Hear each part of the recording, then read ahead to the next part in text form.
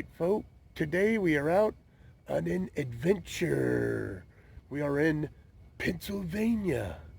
But do not worry, the Ohio trip is not over. We're headed back in a bit. But today's journey is bringing us here to the Fort McIntosh site, home of the 1st American Regiment. We can check it out. Place looks cool. Be with you in a minute, folks. All right, folks, so this area right here is the western boundary of the fort. And so you come along, and as you can see, what they did is the fort's obviously down, but they excavated it, I guess you would say, and they found where the walls were and all that, and they reconstructed where the walls would be. So you've obviously got to use your imagination that all along here is a huge big old wall, you know. So basically this is the fort. It looks like this. I'm going to assume you got these right here, and they all have like this trim around it right here. I'm going to assume this is what the fort was like. But anyways, I'm going to zoom in on a lot of these, and that way you guys could pause and read if you want to. But we're going to continue on and see what we can find out here. And, whoa. We'll wait for this guy to go by. Got the train down there. So anyways, I guess they're saying like this area right here, where the formations are, would have probably been the blacksmith or armorer shop. Man, the blacksmith or armorer shop, because they found a whole lot of iron right here.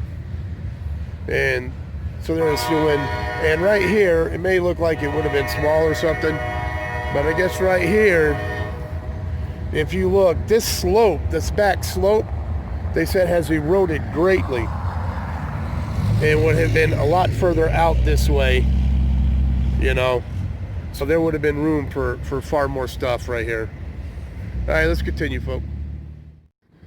Oh, okay, folks. Now we got, they got this big marble thing here. I think it's marble. And has a nice view of what this place would be like. And it's saying like right here, you are here. Okay. So where we were when we first came in, right over here, is the would be the blacksmith or whatever. That's where we were when we first came in.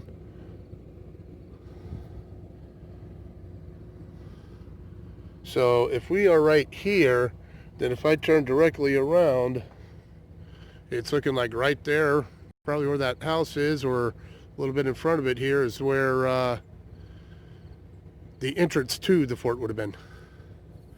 Pretty cool.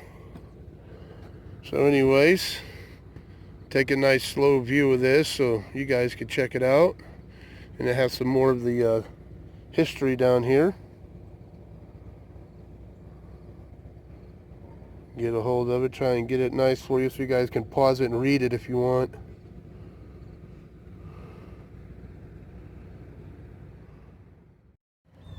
Alright, so looking in this area, like you got here, right over there, and this is all still some of the original part of the wall here, you know.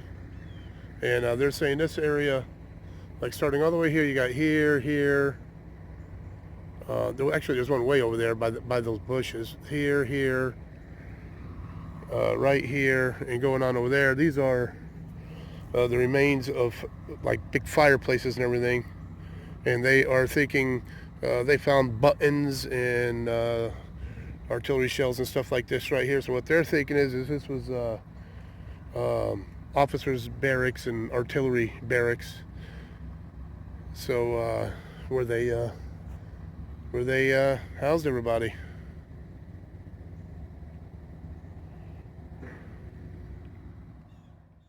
Okay, so they said they were able to confirm the the angle and size of the walls and everything, due to finding the original footing for everything here.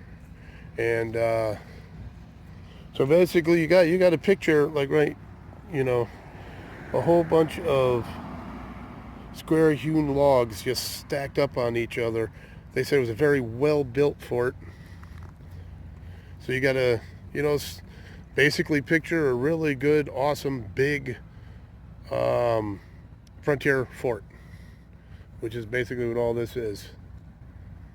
So here we are. This is this area here would be the eastern corner. So you come all the way down. It would have went all the way down here, way down past this big tree here, and this whole area here. And like I said, the road wouldn't have been there. This area here, they said, has eroded, and it looked like it stretched out a bit further as well, parts of it, because right about in this area is a railroad track. Way over here is a river. All right, folk. So to help you get your bearings of everything here, where I'm standing is directly in front of where the entrance to the fort would have been. So you can imagine right here, the big old, kind of like the old frontier forts with the big wooden doors that would open to let people in and out. That's right here. And then you could just imagine going along with the big wooden logs, going all the way to about this area, going to a little bit of an angle here, over to this corner here, and coming back this way, coming all the way back this way behind those bushes and everything in the monument, coming all the way down, all the way to about this area over here, and to right here. This is the end. This is the western corner, the end of the fort. So it was a big, well-maintained, and well-built fort. Yeah, so I found a spot where I can at least show you that the river is down there. We got a boat right there and everything. I do believe that is pushing a big old barge over here, so I'm not sure. But anyways, there's the river, and obviously it's hard to see everything because it is, as you can see, one heck of a foggy day. So I'm an early riser, so I guess today we're stuck with the fog. All right, so I figured I'd show you the river part, folk. And I guess the point of that was, I guess Lewis and Clark came down here and stayed the night at the fort and then carried on their journey. And all right, folks, so in 1784, a peace treaty was struck in New York with a lot of the native nations out in this area. But out in the west, the Delaware, the Ottawa, and the Chippewa, they were not present for this treaty. So a second treaty had to be drawn up, and that was done here at Fort McIntosh in 1785. And that's when they decided to get another person here to lead and hold the place down. And they gave him a regiment of 700 men. And that was the first American regiment right there, called the Old Guard. And they're still around today as the President's Honor Guard. So little history about this place right there. Okay, so McIntosh was initially told to go to Fort Pitt or something like that, and he decided that area wasn't good, so he moved to the mouth of the Beaver River, which is a river I showed you guys, where he then built this Fort McIntosh. Like I said, well-built fort, squared logs laid horizontally on stone foundations. It was able to hold 1,500 troops. He completed it, and he had 500 Continental and 800 militia here. Okay, so to wrap it up here, folk, I guess the point of this place was the leaders were starting to realize that the Revolutionary War was not only going to be fought out there in the east, but it was also going to have to be won here in the west.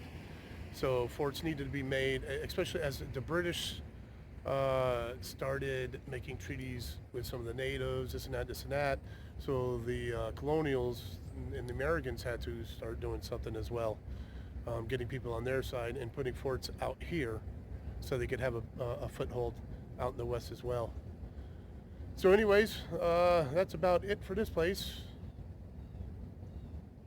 Fort McIntosh site. The birthplace of the 1st Regiment of the U.S. Army. Pretty cool stuff, folks. All right. Catch you later. And don't forget, always forward to the next adventure. The vlog is down. But I may put some more footage on this, so stay tuned. Another nice thing about out here, they have the nice old brick sidewalks here. They also have the old brick roads that I went down a couple of them. This one isn't one of them, but I did go down a couple of the old brick roads, which was really cool. All right, folks, we'll be taking off now.